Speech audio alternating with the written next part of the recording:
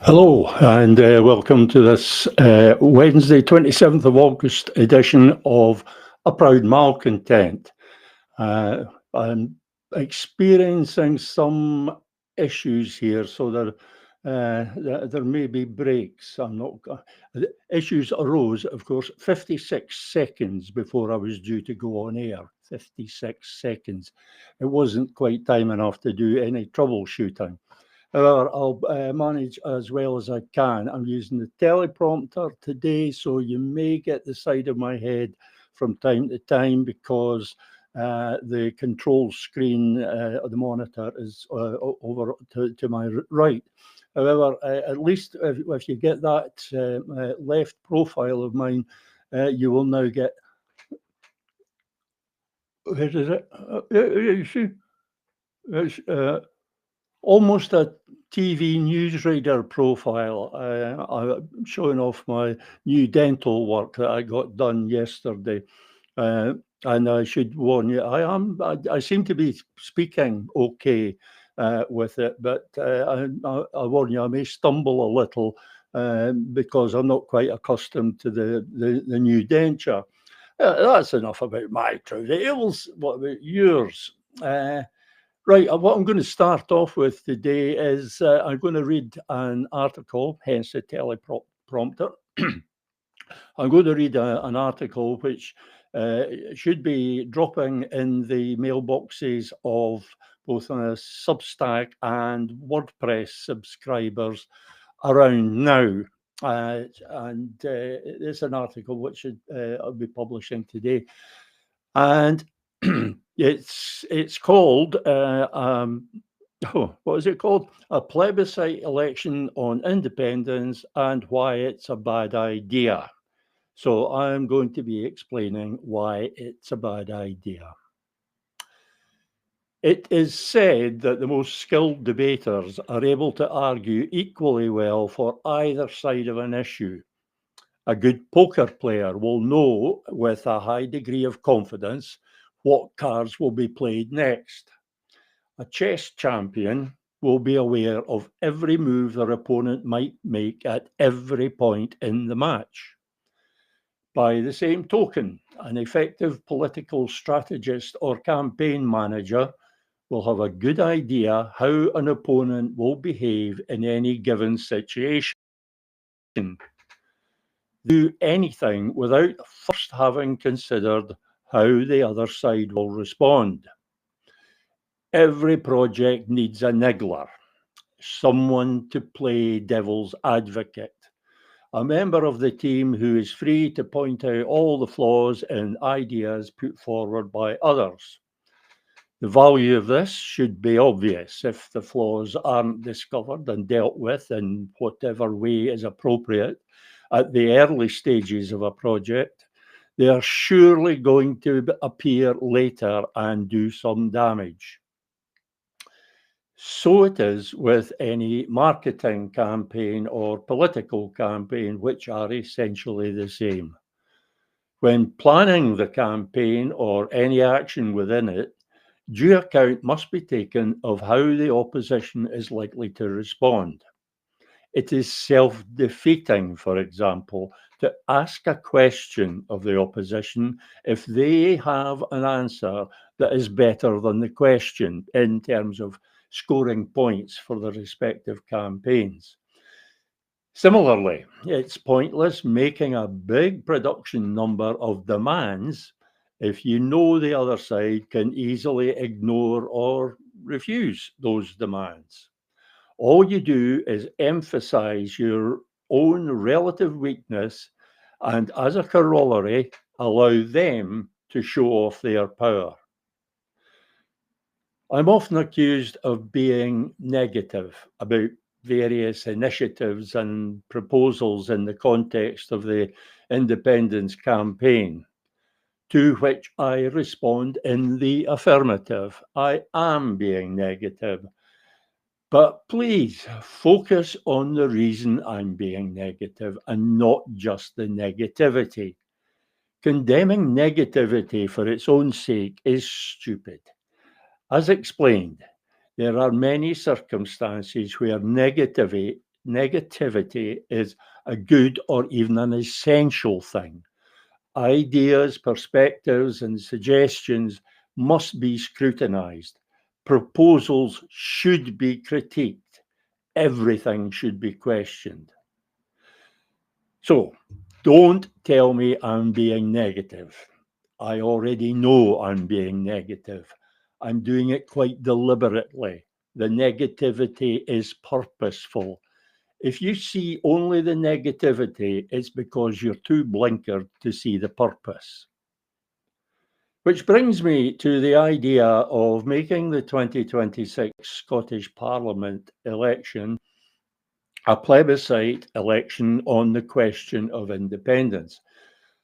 I maintain that this is a very bad idea. I do so knowing that I will be castigated just for saying this by people who remain stubbornly, proudly ignorant of the reasons for considering it a bad idea. I know also that I will be told it's only my opinion by those who seem to be under the impression I might offer someone else's opinion. I will be told it's only my opinion by those who imagine all opinions are equal. They take the fact that everybody has the right to hold and express an opinion to mean that one opinion has the same standing as another. This is nonsense, of course. Opinions informed by careful consideration of facts and reasoned arguments will inevitably be of greater worth than opinions that are merely the congealed mass of misinformation, pseudo-facts, proud ignorance, prejudice, and bigotry. In order to be able to judge whether an opinion is of any worth, one must first listen to it. It is necessary to know the content of an opinion so as to be able to properly assess it. To dismiss something as just an opinion is a terrific way to mark yourself as the worst kind of fool. I assess the proposal to make the 2026 election a plebiscite on independence as a very bad idea for reasons that I shall set out here. If you're still shocked at the negativity, you should probably stop reading now. If you can't understand why somebody might be negative towards a proposal, then it is unlikely you will be amenable to comprehending the reasons or even recognizing them as reasons.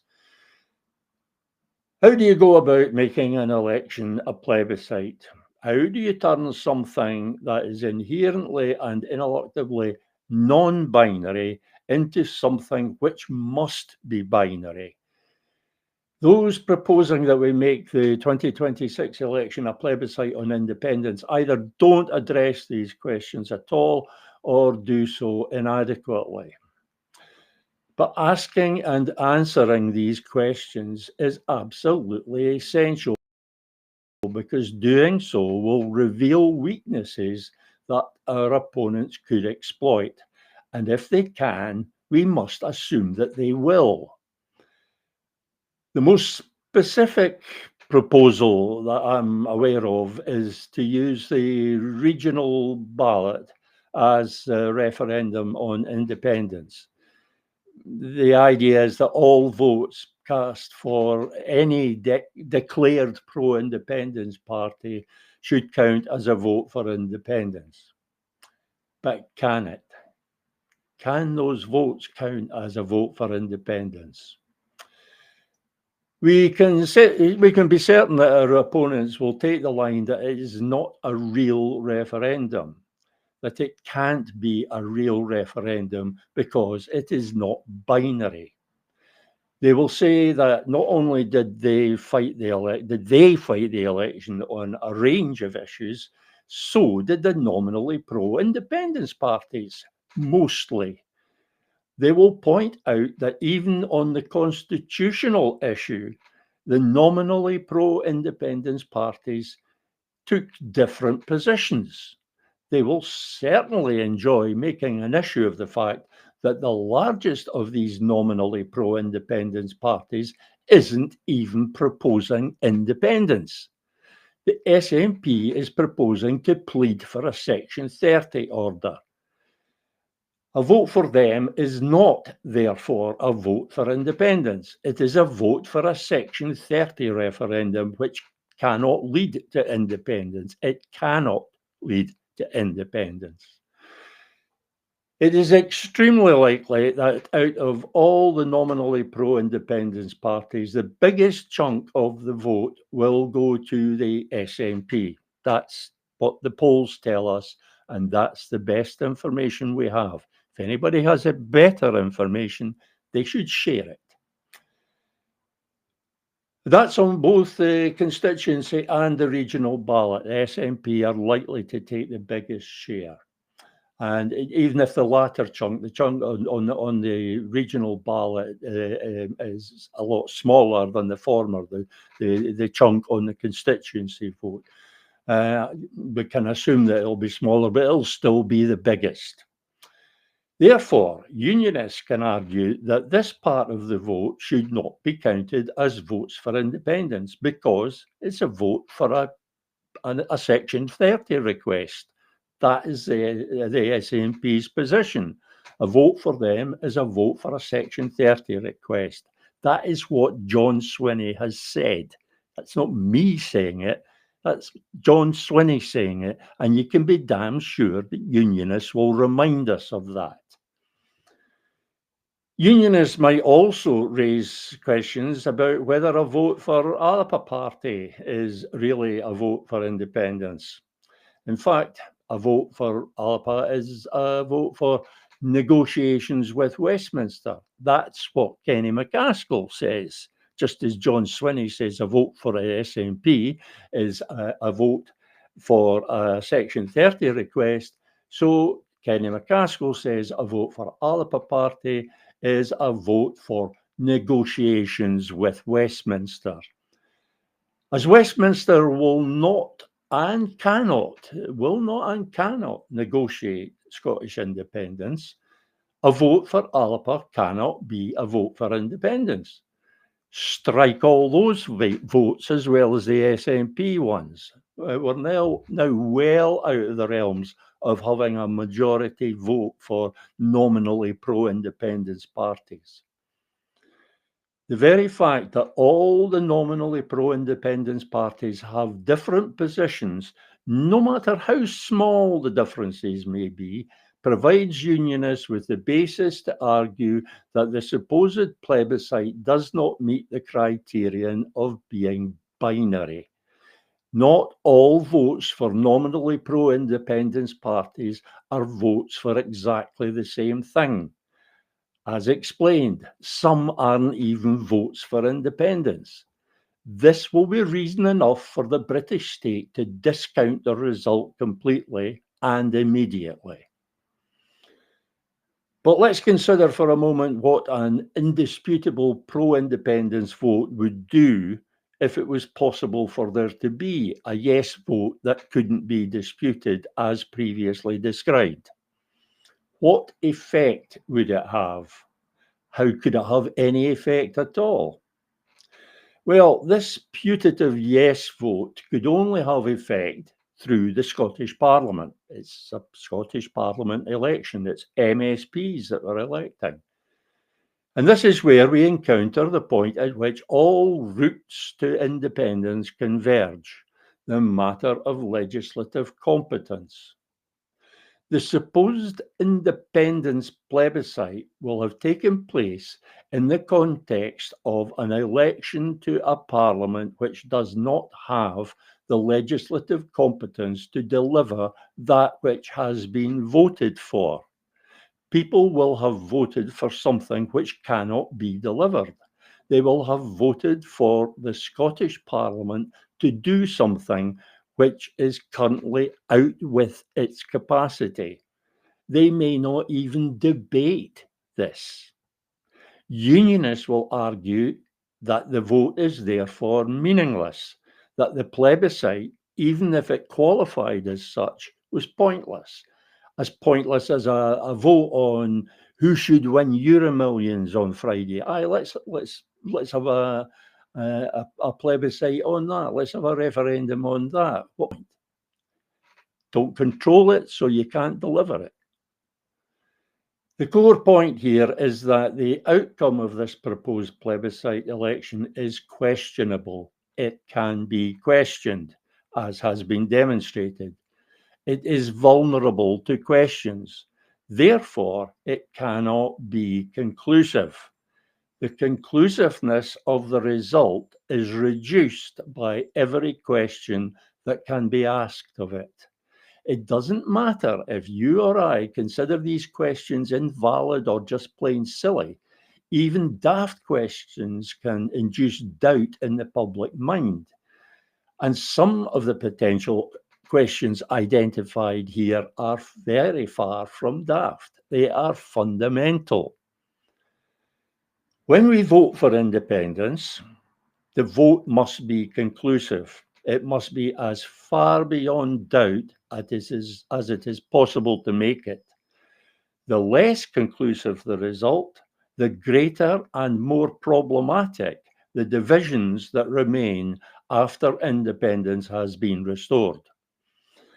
It is often said that we must carry the people with us on our journey to independence. This is true. But it is essential that we be able to demonstrate that we have carried the people with us and demonstrate it beyond any reasonable doubt. Demonstrate it conclusively. The only way to do this is a dedicated constitutional referendum. A pretend referendum simply will not suffice.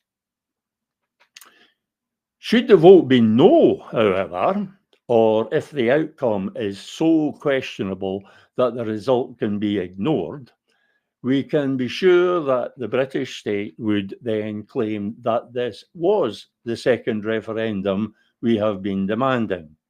Again, you or I might scoff at such a claim, but to the public mind, it might seem quite a reasonable claim, given that we've promoted the election so hard as that second referendum. A plebiscite election on independence is clearly a bad idea. It's the kind of idea political parties have when they are looking for good electioneering material rather than a way to restore Scotland's independence. It is likely that at least one person will respond to my negativity by asking in the snidest of tones, "Well, what's your answer then?" As if my criticisms were somehow invalidated by not being served with a side dish of solution. Of course, I have offered a plan which avoids all or most of those associated with the plebiscite election idea. A plan which provides for just the dedicated referendum required to conclusively confirm majority support for the restoration of Scotland's independence. But this is not the place to detail this plan. The point here was to highlight weaknesses in the plebiscite election proposal. It is to be hoped that people will address these weaknesses. I have explained the Scottish UDI plan. A basic web search will find lots of material.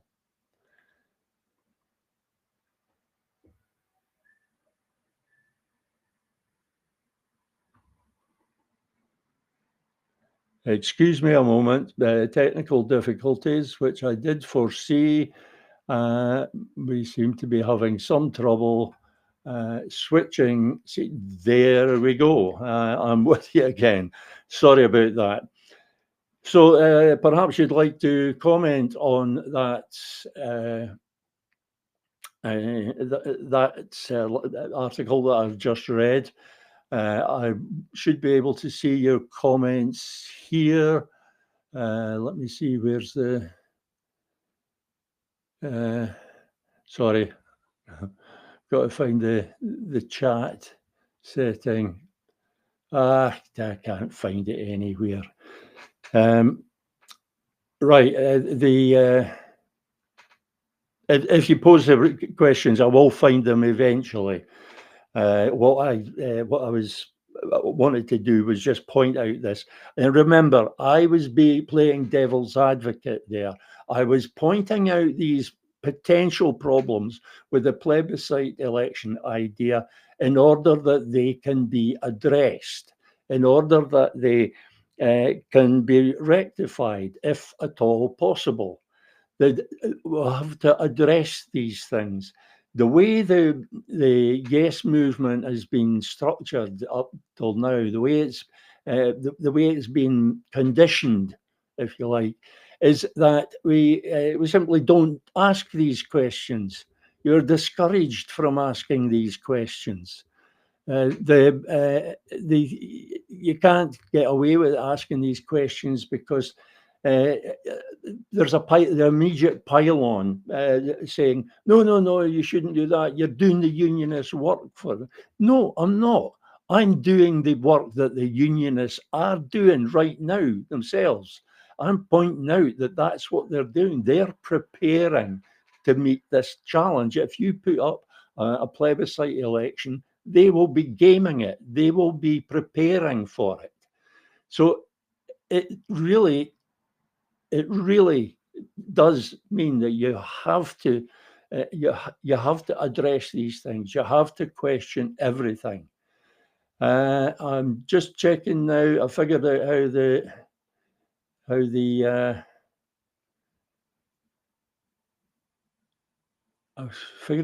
chat thing works, but I see. I'm not sure if these are comments from today. Yes, there are. They're rather lengthy comments from Scottish Minuteman, and he says, "I'm reaching out to share. Excuse me.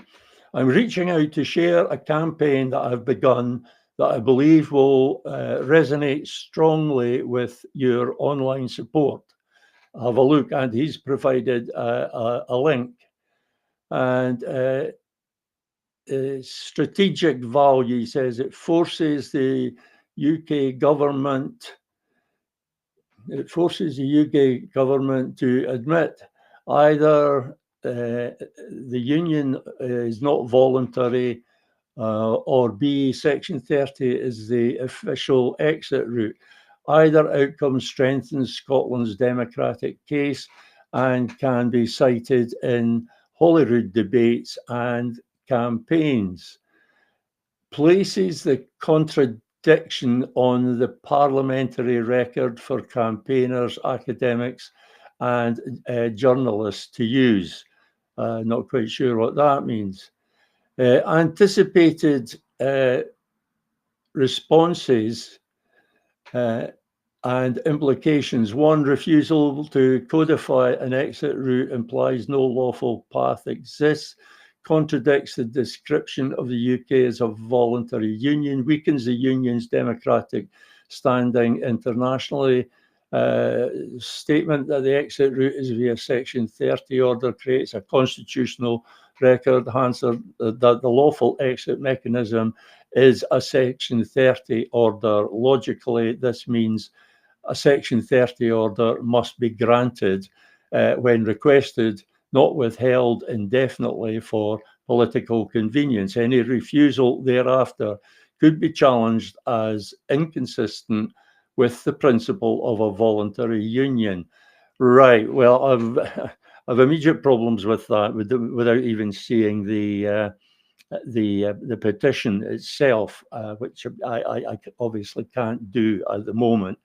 And the problem arises as soon as Section 30 the Section 30 route, the Section 30 process is mentioned, because what Scottish Minuteman seems to be implying here is that his petition, if it's successful, would have the effect of making a Section 30 request unrefusable, if that's even a term. The British government would have to accept it. We'd have to grant that Section 30. They'd be obliged to. I see that as very dangerous because, as you know, I say the Section 30 process is a deadly trap, a seriously deadly trap. I've talked about that at length before, so I really don't want to get into it today, especially as my throat's starting to go and we're only halfway through. But yeah, it's something that makes a section, because it's almost inevitable that a First Minister, John Swinney, for example, will make a Section 30 request because that is their policy. Because it's inevitable that they will make that request, if you make it inevitable that the request is granted, then that means we're stuck with a Section 30 process. We're stuck with a Section 30 referendum. And a Section 30 referendum, the only thing that it does effectively is make a proper referendum more difficult to get. It won't restore independence. It can't restore independence. It's consultative and non-self-executing, and it leaves the final disposal, the ultimate disposal, with Westminster. Westminster gets to decide what it all means, if anything. So a Section 30 referendum is not the answer. Okay, a big yes vote in a Section 30 referendum could be a bit embarrassing for, hang on a minute, embarrassing for a government, a state, which isn't embarrassed to support genocide in Palestine. If that doesn't embarrass them, then they're not going to be embarrassed by a few uppity jocks asking for independence and stamping their feet as they do it. No, it's not going to work. It can't work.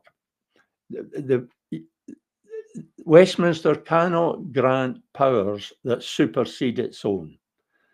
It cannot grant powers to have a referendum in which the word of the people is final, because the doctrine of parliamentary sovereignty means that always, in everything, Westminster's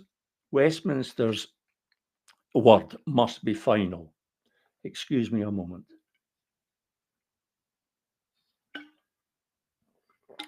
That's better. Still only water. You'll know when I fill it up with gin and I do a Reverend I Am Jolly. So interesting stuff there from Scottish Minute Man, but we'll wait until we see the petition, and we will perhaps make some more comment on it then, or perhaps not, because there's really too many different things going on at the moment, and really very, very few of them are having any effect at all. We need a much more focused, a much more concentrated campaign. Another comment, why do the people have to vote for independence when Scotland is not in a union with England and therefore not a part of the UK?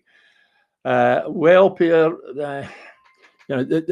we would first then have to somehow prove that we're not in a union, and that adds a whole new dimension to the constitutional debate. Do we want to spend time, first of all, arguing that we're not in a union before that we then address the matter of restoring independence? Because even if we're not not legally, legitimately in a union, we are effectively in a union and have been for 300 years. The union is a de facto union. It exists because it exists. We still have to get out of that. We could prove we were never in it in the first place, but then we would still be faced with the problem of getting out of whatever it is that we're in. And we're well and truly in after 300 years. So proving that we're not in a union really doesn't help. In fact, it hinders. It just adds that new dimension to the whole debate, and it takes up time because that element would have to be addressed before we move on to the actual restoration of independence. And we would still have to have a referendum to do that. So, well, another got from Stephen Duncan, our very own Stephen Duncan. Section 30 orders for a referendum on Scotland's constitutional arrangements are not compatible with Scottish sovereignty. Well said, Stephen. That is the fact that even requesting a Section 30 order is an act of treachery because it accedes to the doctrine of parliamentary sovereignty. It sets aside the sovereignty of the Scottish people. It disregards the sovereignty of the Scottish people. It puts Westminster above the people of Scotland because it acknowledges as legitimate Westminster's veto on the exercise of our right of self-determination. If you're asking for something, there's a presumption that it can be denied. You can have it or not have it. And that decision lies with Westminster. So it's not compatible with Scottish sovereignty. It is totally incompatible with Scottish sovereignty.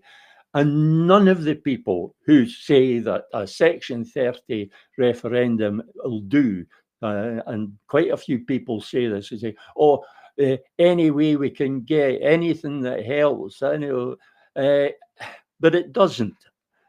Section 30 is a trap. It's a trap because it gives the appearance of a democratic route out of the union, but it's false. It's a false route. It is not a route out of the union. It just leads round and round in circles, with Westminster making the final decision every time. So, yeah, thanks for that, Stephen. And now we have a comment from Tex Thompson. Work on what Westminster fear, Scottish unity, a popular pro-Indie figure, a strong party. Scots will fear. Tex Thompson's hit the return button, return key a little early there. But I take his point about unity and about pro-independence figure, and that actually brings me to the question of leadership on the unity question. I'm not sure if I've said this before on air, so I will say it now. This stuff about the parties getting together, the parties uniting, that is silly. That's me being polite. It's silly. It's not going to happen. It really can't happen. If the parties were able to all work as one, they would be one party. There's different parties for the simple reason that they can't work together because they have different agendas, different policies. So this idea of them coming together, it isn't going to happen. And if you haven't realized by now that it isn't going to happen, well, you're not paying attention. What we can have is unity of purpose. All the parties don't have to get together if they're all reaching out and holding on to the same thing.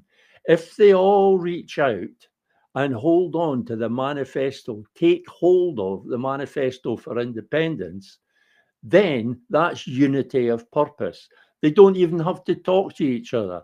They don't have to talk to each other any more politely than they do now. They can carry on their inter-party feuds as much as they like. It doesn't matter. because the advantage of this, all adopting exactly the same manifesto for independence, exactly the same, it takes party politics out of the constitutional issue. The one party can't argue that its approach to the constitutional issue is better than another party's, because they're both the same. They're both advocating the same approach. So it takes the party politics out of it. And that is just one of the advantages of it. That is the Manifesto for Independence, which is part of an essential part of what is what I've called Scottish UDI, the Scottish UDI plan. Tex Thompson finished his comment. Scots will multi-parties is Westminster. Yeah, he's saying the multiple parties is Westminster's way. Well, it is if they all have, as I explained earlier, if they all have different positions on the constitutional issue, then they can't count as one. They can be separated, especially if some of them take a position which isn't for independence at all.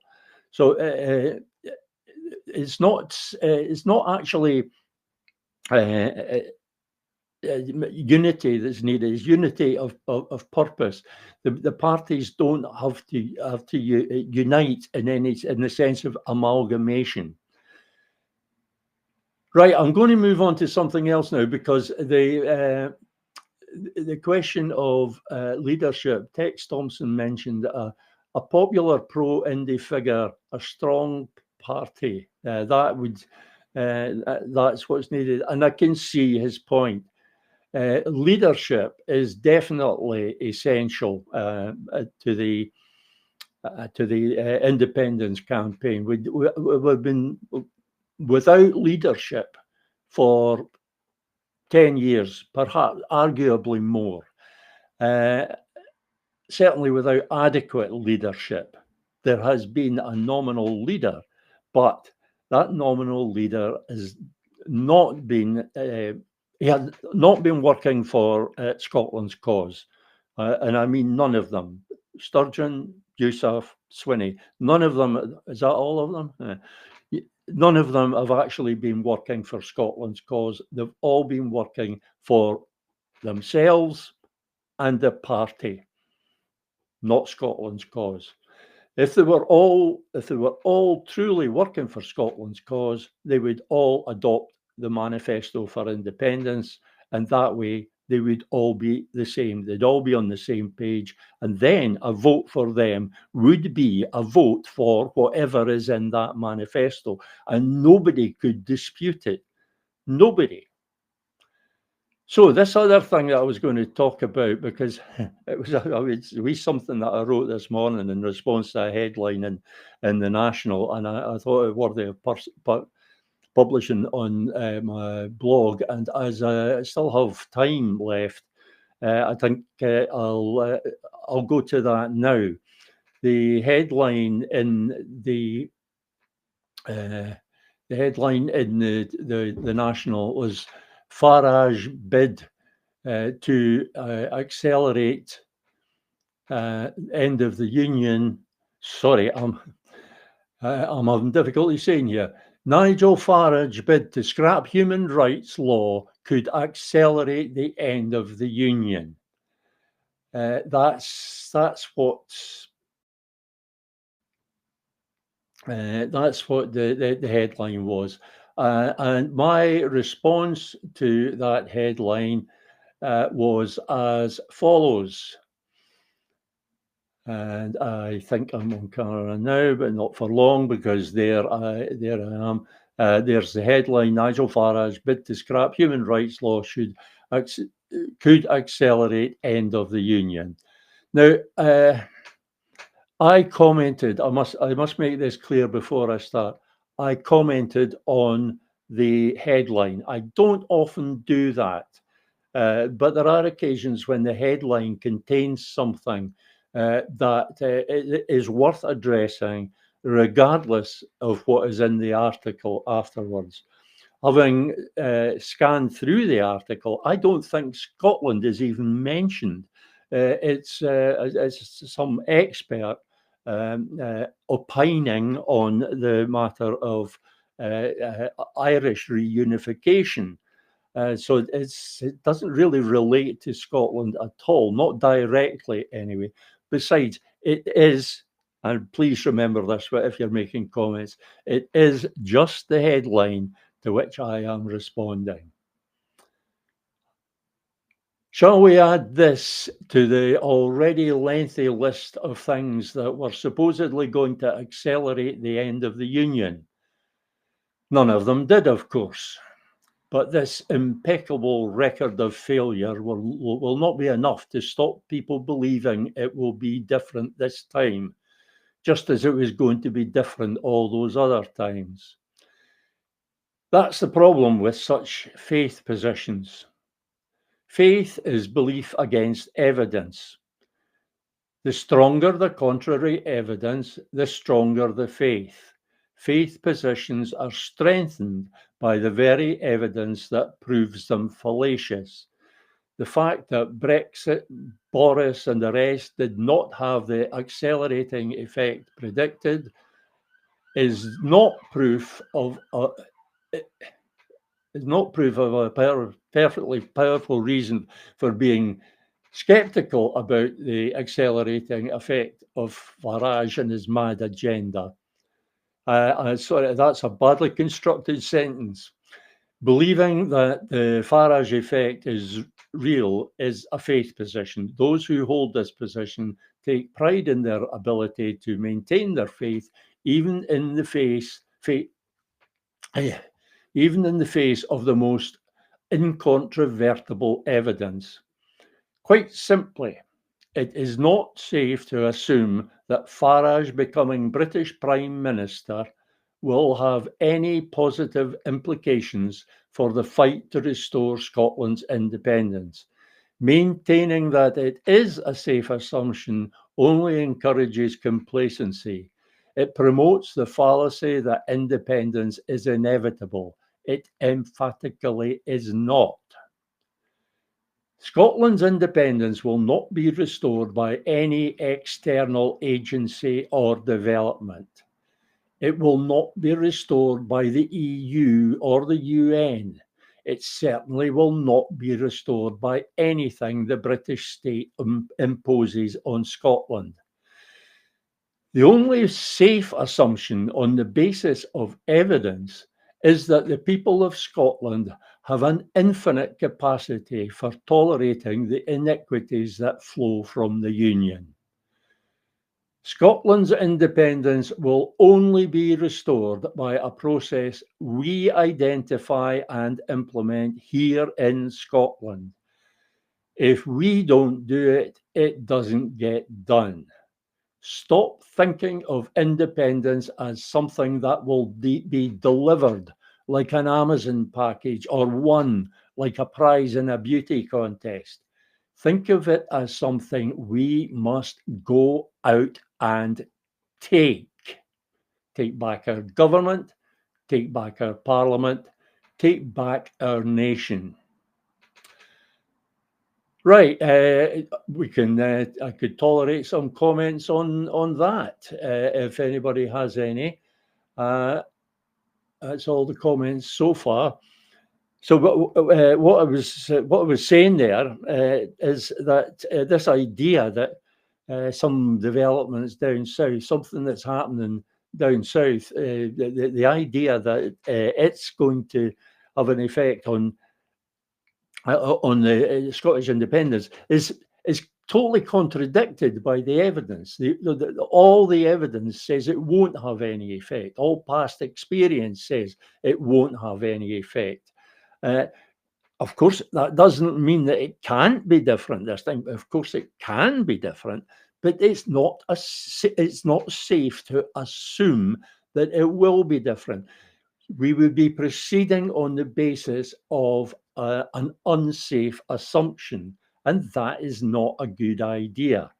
We should proceed on the basis of what we know or can safely assume. That is the way to go.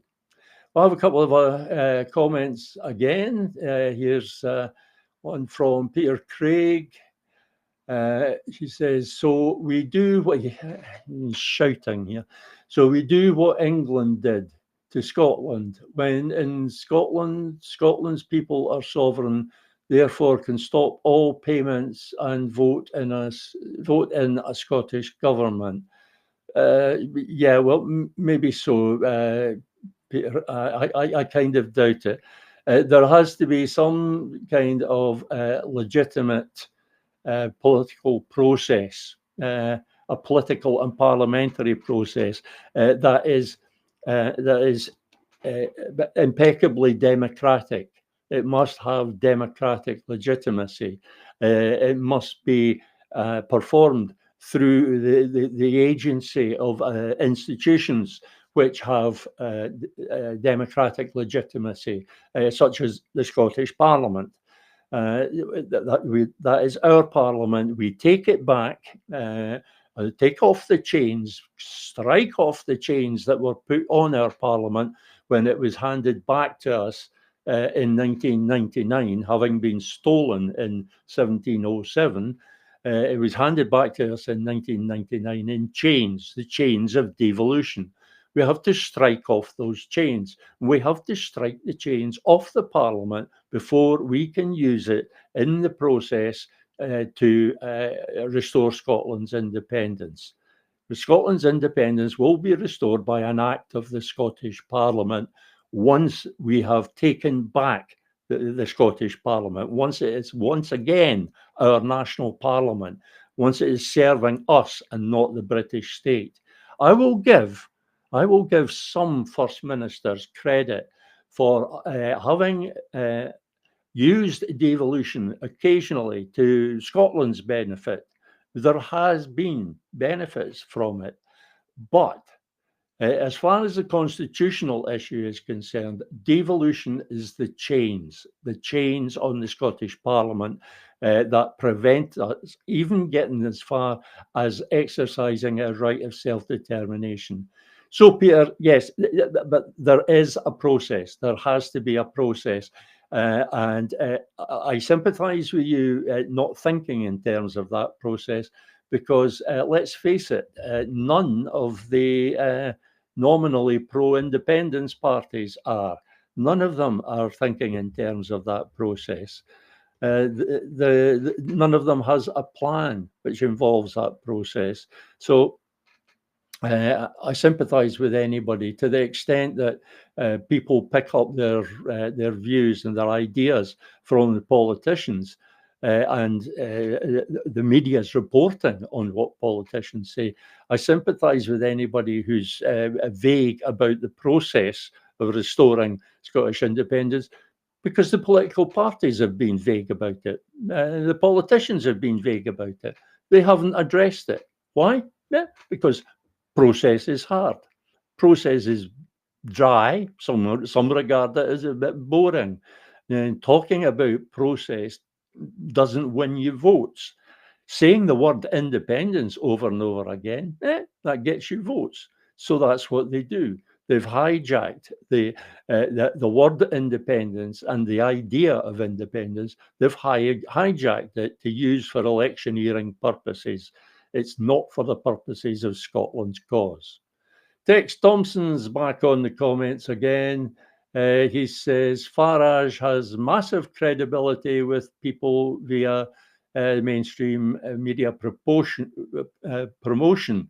We do not have that platform. Another fair point, Tex. We don't have that platform, the mainstream media.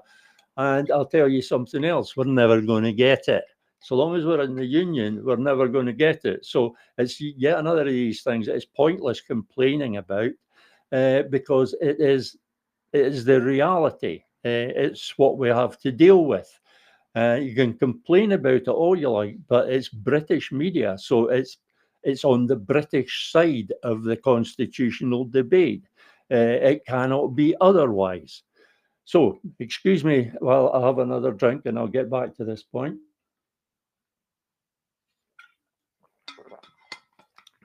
So, given that that is the reality, that is what we have to address when we're devising a process or an approach to the constitutional issue. We must recognise things for what they are. And one of the things that we must recognise is that we do not have and cannot have a fair hearing from the mainstream media. Not going to happen. Aside from the National's doing really well. But aside from the National, and I'll emphasise that point, the National is doing a good job. If we didn't have the National, we'd have nothing. And even if you've got some criticisms of the National, without it, we've nothing. And with apologies to Laura Webster, the editor, with apologies to her, it's better than nothing. Anything's better than nothing. But it's not the only thing that we have. We have this.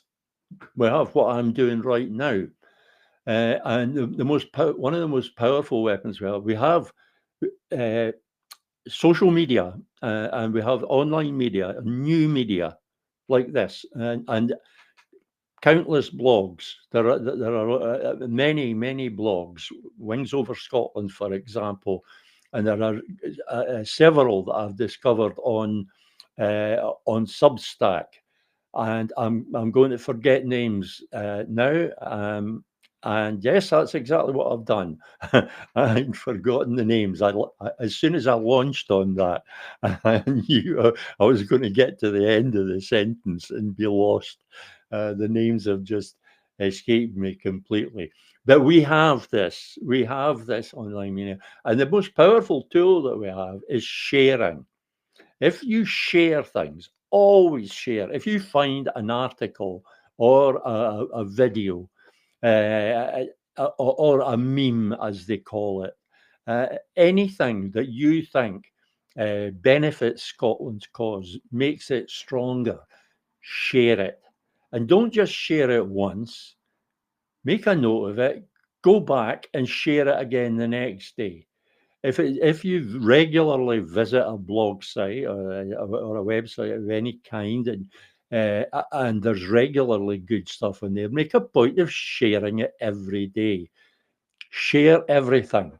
The more it's shared, the more people see it. The more people see it, the bigger our audience becomes.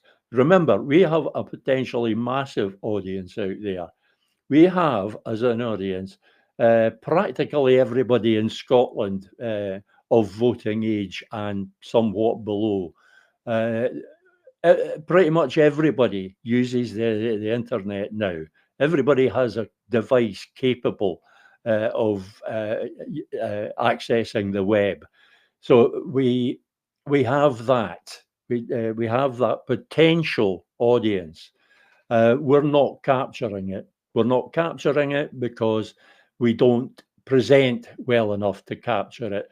We have to do better. We have to make better product. That is happening. Broadcast Scotland and the Scotland channel, again with the names that go out of my head, and uh, Independence Live, for example, they're producing great stuff in terms of video, well produced, professionally produced stuff, a lot more professionally than this. Yeah, but they're well worth a look and they're well worth supporting, because we can make much better use. If you remember, March 2020. Nicola Sturgeon sent out a letter, an email, telling everybody that the independence campaign was to be suspended because of COVID. That was arguably the most idiotic thing Nicola Sturgeon did. The whole lockdown period gave us a unique opportunity. You take what you can out of any tragedy. You find a way of making something good out of it. And we had a unique opportunity there to build a powerful online a campaign organization, a campaign machine, because we had a captive audience. People were stuck in their houses with not very much to do. People were looking at websites that had never looked at websites before. People were going on the internet that had never gone on the internet before. People were connecting in ways that have never connected before. Uh, we all used Zoom, did we not? You know, or something like it. That was an opportunity. But while we had that captive audience, that was an opportunity to create that huge campaign, online campaigning machine. And Nicola Sturgeon failed. She failed badly. Instead, she killed the independence campaign completely. Personally, I think she was glad of the excuse for doing so, because I don't think she had what it takes to lead that campaign.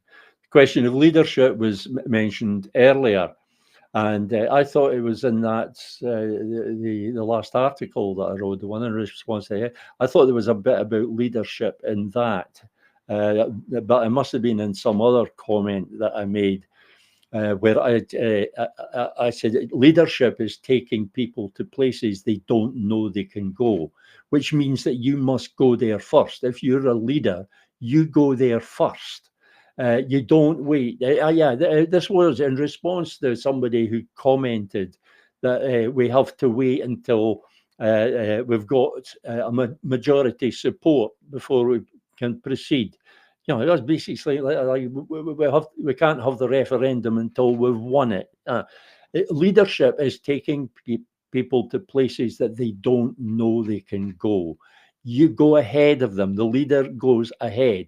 The leader doesn't stand back and wait for the public to make up its mind before then stepping in and being the hero that delivers whatever it is that the public want. That is not leadership. That is, you might argue, standard politics of our time, but it's certainly not leadership. And it might do for the standard British politics of our time, but it certainly won't do for the independence campaign. And what Tex Thompson said earlier on is absolutely true. We really do need a figurehead for the independence movement. Uh, we haven't had that since Alex Salmond stepped down. That was the most unfortunate consequence of him standing down. We lost not just a first minister and a brilliant political strategist for Scotland's cause. We lost a figurehead because he had become the undoubted figurehead. He was the face of the independence campaign, the lovely round chubby face of the independence campaign. But he was damn good at it. He didn't make a big fuss about it, but he was damn good about it. Damn good at it. We need a figure like that again, because it has to be a single campaign. We're all too busy doing all too many different things. It has to be a single campaign. That when we next have a campaign, it must be a national campaign conducted at national level, and that means central management. Uh, but that's the way it goes. It's a national issue. This is not a local issue. There may be local contexts that fit within the issue, like a factory being closed down, or an oil refinery being closed down. But these are issues within the national issue, the national constitutional issue. The campaign should be at a national level with a single leader and a single message. And that, I have to say, is the end of my message for today. I will see you again on Sunday when, as usual, I haven't a clue what's happening. I'll see you then. Bye.